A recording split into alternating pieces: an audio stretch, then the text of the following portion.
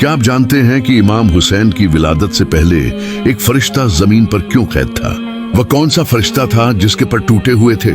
उसने ऐसी कौन सी लग़ज़िश की थी जिसकी वजह से वह आसमान से महरूम हो गया?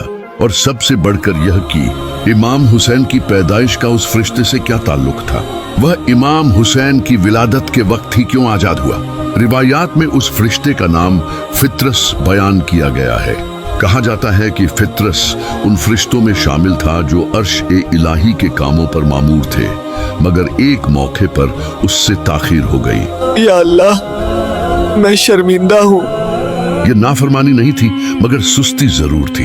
अल्लाह ताला के हुक्म में मामूली कोताही भी बड़ी आजमाइश बन जाती है। चुनांचे फित्रस के पर ले लिए गए और उसे जमीन के एक जजीरे में भेज दिया गया। सदियों तक फित्रस उसी हाल में रहा, न आसमान, न परवाज, न वह मकाम जो कभी उसका था। बस इबादत, नदामत और इंतजार। फिर वह दिन आया जब मदीना की फैजा बदल गई, जब हजरत फातिमा जहरा के घर नूर ने जन्म लिया, जब इमाम हुसैन अलैहिस्सलाम दुनिया में तशरीफ लाए।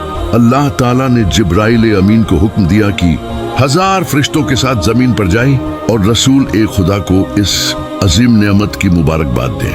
जिब्राइल जब जमीन की तरफ उतर रहे थे तो उनका गुजर उसी जजीरे से हुआ जहां फित्रस बरसों से कैद था। फित्रस ने जिब्राइल को देखा तो बेचैन हो गया। उसने पूछा, या जिब्राइल, आप कहाँ जा रहे हैं? जिब्राइल ने फरमाया, मोहम्मद के घर अल्लाह की एक अजीम नेमत ने जन्म लिया है, मैं उसी की मुबारकबाद देने जा रहा हूँ। यह सुनकर फित्रस की उम्मीद जाग उठी। उसने अर्ज किया, आए जिब्राइल, मुझे भी साथ ले चलो, शायद रसूल खुदा मेरे लिए दुआ कर दे। यहाँ एक और सवाल पैदा होता है, आखिर फित्रस को उम्मीद इमाम हुसैन से ही क्यों बंधी? क्या ये इत्तेफाकर था या अल्लाह ने पहले ही इमाम हुसैन को शिफा, रहमत और निजात का वसीला बना दिया था? जिब्राइल फित्रस को साथ ले आए, लेकिन अदब की वजह से उसे बाहर ठहराया गया। तुम यहाँ पे ठहरो, मैं रसूलुल्लाह से इजाजत लेकर आता हूँ। जी कबूल है। रसूल खुदा की खिदमत में हाजिर होकर पहले विलादत की मुबारकबाद पेश की गई। फिर फित्रस का हाल बयान किया गया। नबी करीम ने फरमाया, फित्रस को अंदर ले आओ। जब फित्रस हाजिर हुआ और अपनी दास्तान सुनाई तो रसूल खुदा ने फरमाया, अपने टूटे हुए पर इस बच्चे के जिस्म से मस कर लो।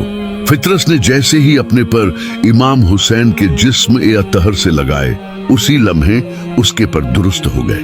वह फिर से परवाज के काबिल हो गया। यह सिर्फ एक फरिश्ते की शिफा नहीं थी, यह ऐलान था कि इमाम हुसैन रहमत भी है और वसीला ए निजात भी। फित्रस ने आसमान की तरफ उड़ते हुए कहा, या रसूल अल्लाह, मैं क़यामत तक इमाम हुसैन के ज़ायरों का सलाम उन तक पहुंचाता रहूंगा।